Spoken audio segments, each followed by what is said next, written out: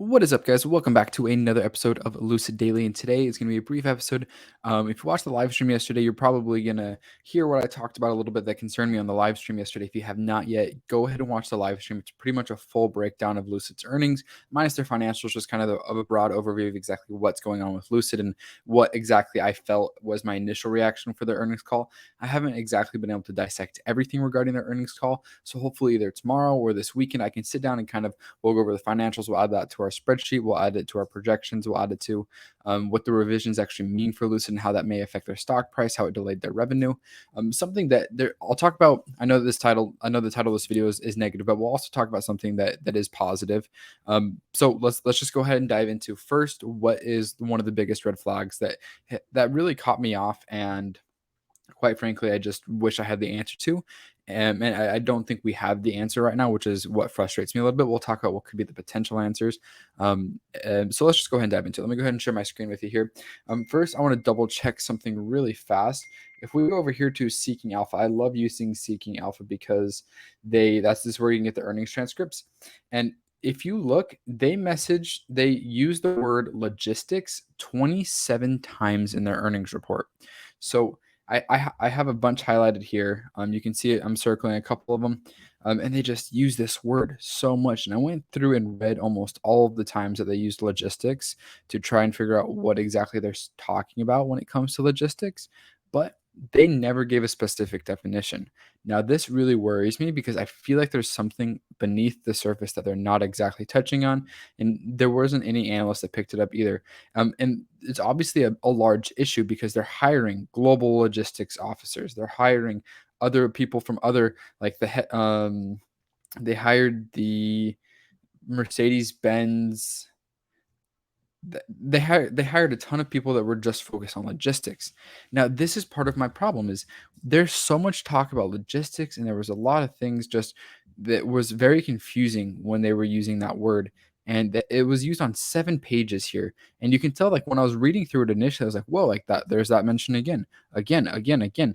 And it was littered all over. Like, I just started circling. I couldn't even keep count anymore. And after I counted, it was 27 times that they had used it. Obviously, we see here the miss on vehicles. It was actually fairly close to my estimate. It was about 200 off. But anyways, let's go ahead and discuss what I think may be some of the issues, and why I just wish that they would have provided a little bit more clarity. Their earnings calls are not necessarily the best place for clarity, but we do what we can. Okay, so let's go ahead and dive into what I think a couple of the issues may be. So, is it does logistics have to do with fit and finish? Like, is it like the logistics of getting the carpet and the glass? They just don't want to keep saying that because they said that for the last two earnings calls, and they don't want to make it seem like an issue. That's definitely one of the things that it could be.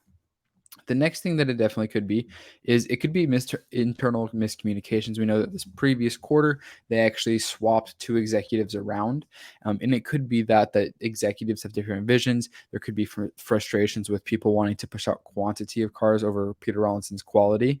And that may be causing either miscommunications or frustrations. And it may just be causing bottlenecks. And instead of planning logistical things, they may be having internal conflicts, which I find this to be a fairly low on the probability list. The other one is employees. Now, something that I did read that was interesting is with Tesla and Rivian laying off as many employees as they are, we haven't really heard of Lucid doing that, and I've been talking about that for the past couple of weeks. Um, so is it possible that they have a high turnover rate, that they keep having to bring in new employees and train them? And Tesla, like I did see like an article talking about how it is a good thing for Lucid that they have that these companies are laying them off because they get like very experienced Tesla techs. But then it has to make you think like, one, we know that they're not laying off hourly workers, and two, the people that they're laying off are probably the bottom half or the excess, or the people that were just not as good at their jobs as other people were. That's just kind of the nature of capitalism. As bad as it sounds, that's just how capitalism works. If they're firing 10%, well, they're not going to fire the top 10%. So you have to imagine it's the bottom 10% that are not as necessary as the rest. So Lucid may be getting some of the bottom of the barrel of these other companies, which I don't know if it's a bad Apple thing or if it's an issue with the employees. We don't hear much. We have heard some internal leaks from employees from Lucid, like regarding battery fires. There was a couple of other things that I'm trying to remember.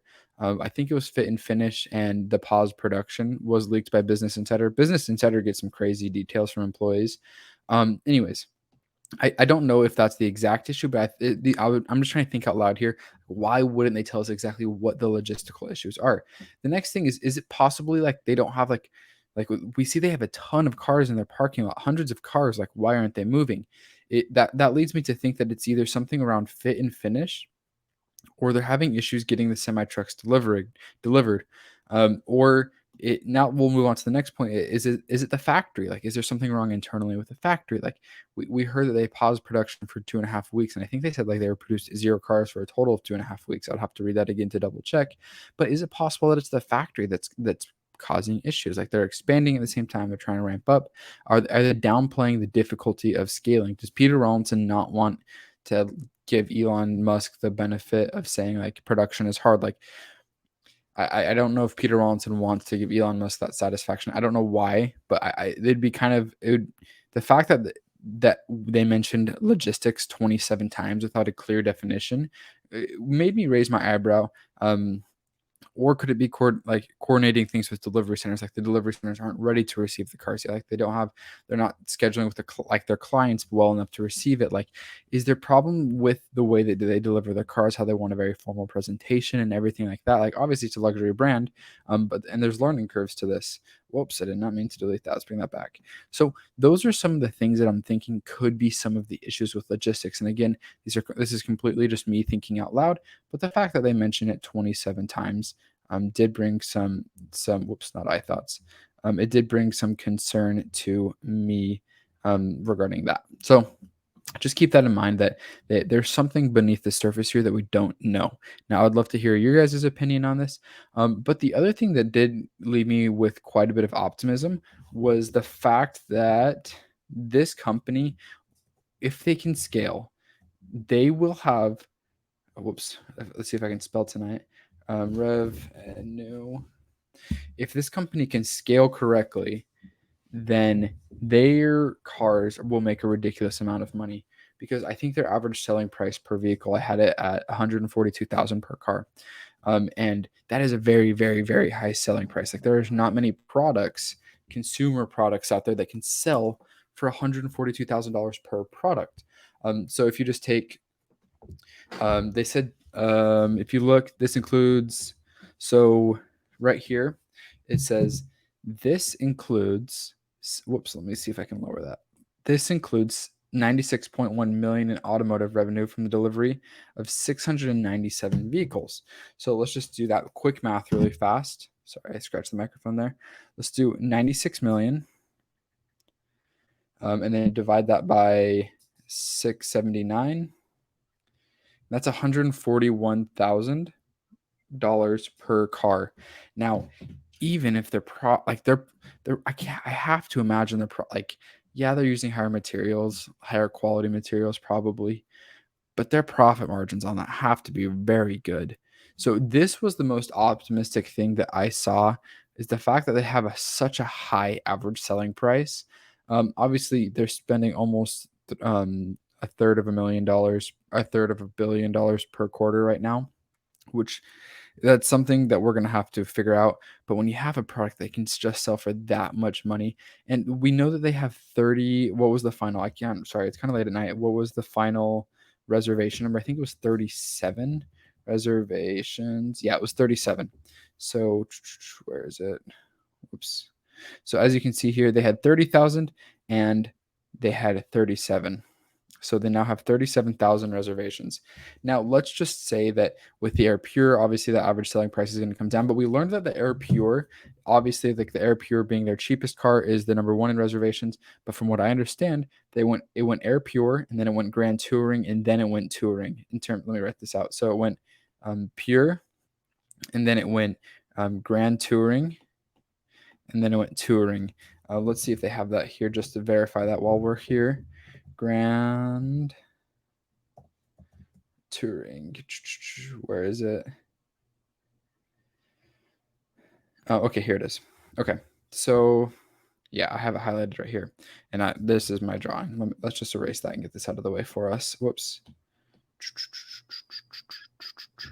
Okay, so you're still seeing the pure highest. So the analyst asked for some numbers or some guidance with what's being reserved, and you're still seeing the air pure highest, followed by Grand Touring and then Touring. So you have the least expensive, the second most expensive, and then the third most expensive. I don't know if it's 100%. I know the Pure is the cheapest, like the least amount of expensive, and then you have the Grand Touring, which is after the Dream, and then you have the Touring, which is the step below. You have the Touring, which is a step below. So even if, let's just play oddball numbers here. Let's say between this year and let's say by the end of 2022, they get their crap together and they knock out, let's just say 30,000 in the next 12 months. Let's say exactly a year from now, they deliver the 7,000 and they ramp. Let's say a year from now, let's say a year from now, they have 25,000 deliveries. You multiply that by $100,000, just ballpark. Whoops, I have to turn my phone sideways. Let's do 100,000 deliver. Let's do. I forgot the number. I just said $100,000 per car, just average selling price. We're gonna bring it down a little bit because there's gonna be more pure.